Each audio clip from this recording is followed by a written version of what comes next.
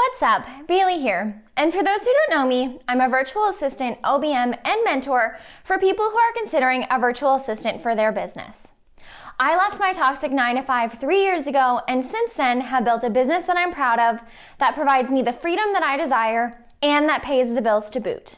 And I'm here to show you how your business can go from chaos to calm, all by hiring a virtual assistant. Now, every entrepreneur has experienced this feeling at least once during their business journey.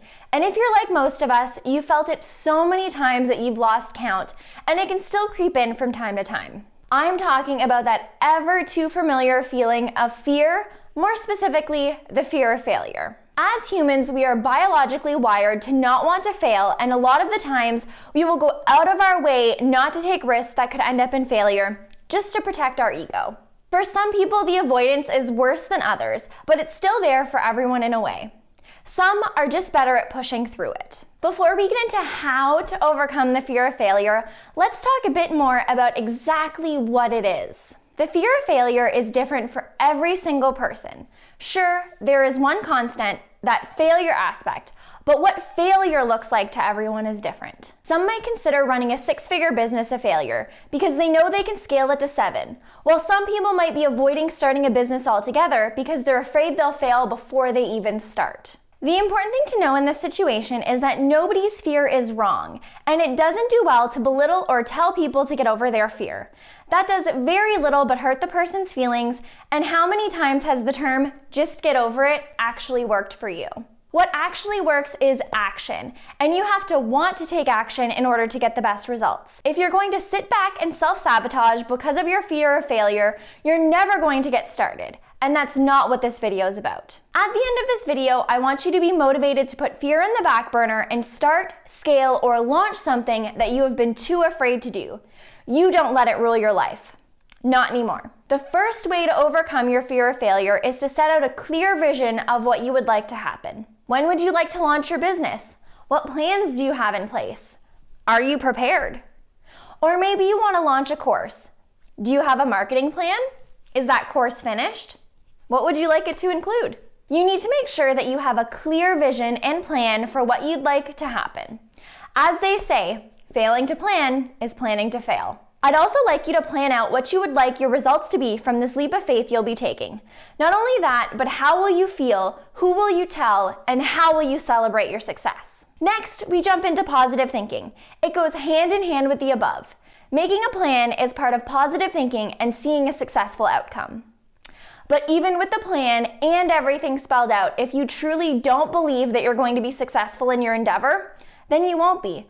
Your mindset will sabotage you even if you do everything else right. Having a positive mindset and the confidence that your project, launch, or business will succeed. Visualize it, believe it, imagine it, and it will come true. Even if you do everything right, there is a chance that things won't go exactly as planned, and you need to plan for that too. Look at the worst case scenario. In this case, it's not smashing that like button for the YouTube algorithm. If you're enjoying this video, then please go and smash that like button. It would help me out a lot. Okay, now back to the actual worst case scenario. What happens if your endeavor doesn't work? Is it really and truly the end of the world? What will you do to fix or improve things to get it where it needs to be to succeed? How will you feel if it fails? How will you keep your mindset on track for a potential failure? You will need to be ready, but not dwell on, channel those positive vibes. What will happen if things don't go as well as you hoped? Are you going to throw in the towel, lock yourself in your room, and never come out?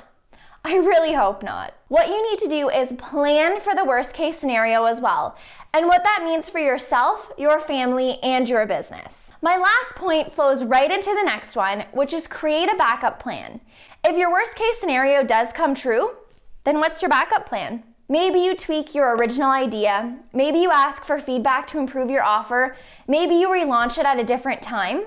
Whatever it may be, you need to create a backup plan so that the failure or not living up to your expectations doesn't feel so heavy and dip you into that failure mentality again. Lastly, and I cannot stress this enough, you need to learn from your mistakes. Do you know how many successful business owners have failed at least once in their lives? The answer is all of them. Do you know how many successful business owners have failed at least 10 times in their lives? Again, the answer is all of them. See the pattern here?